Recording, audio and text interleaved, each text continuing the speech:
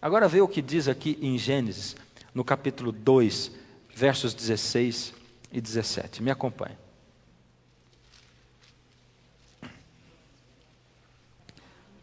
Como a lei de Deus existia antes do pecado, e a lei era o caráter de Deus expresso através de mandamentos, Deus deu uma lei para Adão e para Eva. Ele disse: vocês precisam estar ligados em mim para poderem viver. Por isso, o Senhor Deus disse assim: o Senhor Deus deu esta ordem: de toda a árvore do jardim comerás livremente, mas da árvore do conhecimento do bem e do mal não comerás, porque no dia em que dela comeres, certamente morrerás. No dia em que dela comeres, certamente morrerás. Deus tinha colocado, algumas pessoas olham e do mesmo jeito que eles dizem assim, o fruto proibido era o sexo, eles inventam outra coisa também. Dizem, não tinha nada de fruto proibido. Aquilo não aconteceu de fato. O Gênesis é uma alegoria. Mas você vai ver exatamente que o Gênesis não é alegoria. O Gênesis é a pura retratação da verdade. A verdade do Senhor Deus para nós, seres humanos. Deus disse para Adão: eu dou para você liberdade. Você é livre para fazer o que você quiser. Você é tão livre que você pode até mesmo negar a Deus se você quiser. E Deus criou seres livres que pudessem até mesmo cuspir no rosto dele. Deus é o Deus da liberdade. Ele deu tanta liberdade para os seres que ele deixa com que seres humanos, feito Richard Dawkins, escreva livros dizendo que Deus é um fanfarrão, que Deus é esse ser de ficção que não é verdadeiro. Deus deu liberdade para o ser humano, como se o escultor desse à escultura liberdade para no fim do trabalho cuspir no rosto do escultor.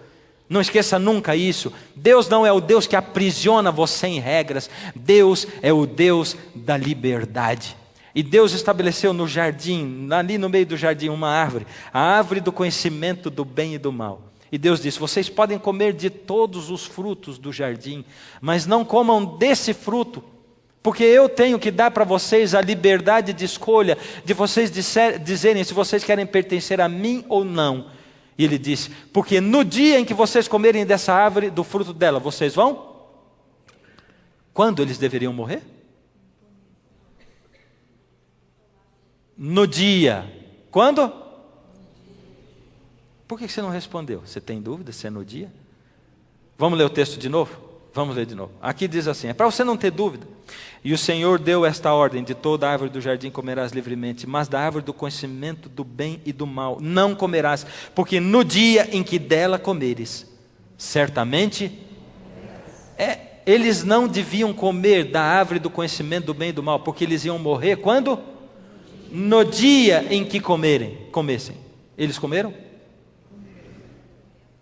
E eles morreram no dia? Não? Não? Deus não disse que eles morreriam no dia?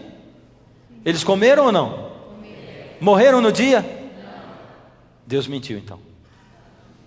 Ué, Deus disse que eles iam morrer no dia. Eu quero dizer um negócio solene para você. O universo inteiro não estava preparado para Adão continuar vivo depois que ele comesse o fruto. Os anjos de Deus não estavam preparados para ver Adão vivo ainda depois que comesse do fruto.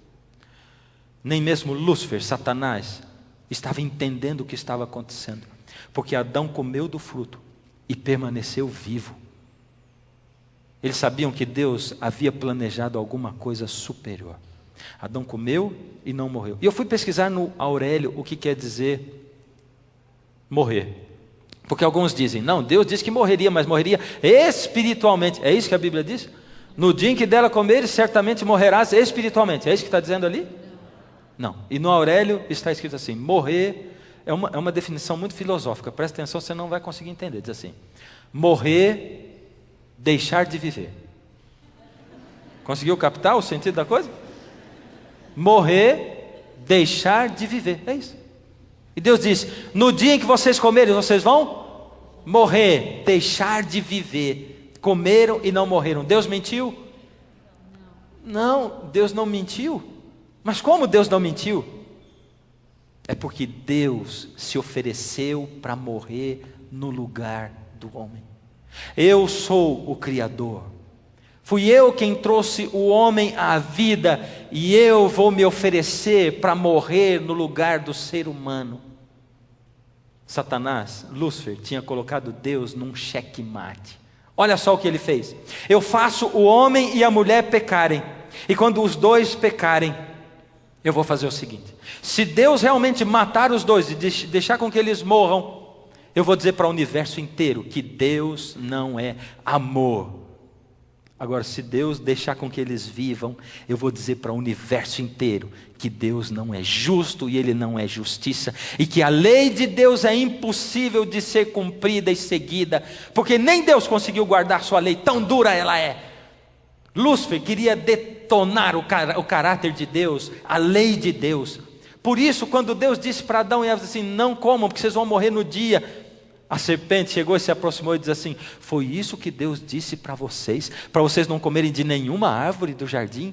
E Eva entrou em discussão com a serpente e disse: não, ele disse que de toda árvore a gente pode comer, só não podemos comer dessa árvore, porque no dia que a gente comer a gente vai morrer. E ele disse: certamente não morrerás. Deus tinha dito certamente, e a serpente disse certamente. Satanás está aí sempre para dizer o contrário do que Deus diz para você. Deus diz assim: o casamento e a família são para sempre. Satanás disse que o amor seja eterno enquanto dure.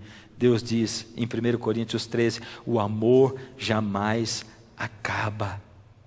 Dá para você entender? Como Satanás sempre diz o oposto do que Deus diz. Ele está sempre querendo enganar você. Certamente não morrerás. E o que será que Adão pensou quando ele comeu do fruto e não morreu? Satanás estava certo. Mas Deus tinha planejado alguma coisa maior. Só Deus poderia sair desse xeque-mate. Só Deus. Como ele saiu disso? Se oferecendo para morrer. E ao se oferecer para morrer no lugar do ser humano, Deus resolveu os dois problemas. Ao mesmo tempo, Deus cumpriu a lei, e ao mesmo tempo, Deus deixou o homem viver. Só que para o homem viver, alguém teria que morrer no lugar do homem. Quem seria? Em todo o universo não havia um ser que em favor do homem poderia satisfazer a lei. Não tinha. Nenhum anjo que se oferecesse para morrer no lugar do homem poderia fazê-lo. Em todo o universo não havia. Visto que a lei de Deus é tão sagrada como o próprio Deus, unicamente um ser igual a Deus poderia pagar o preço do pecado.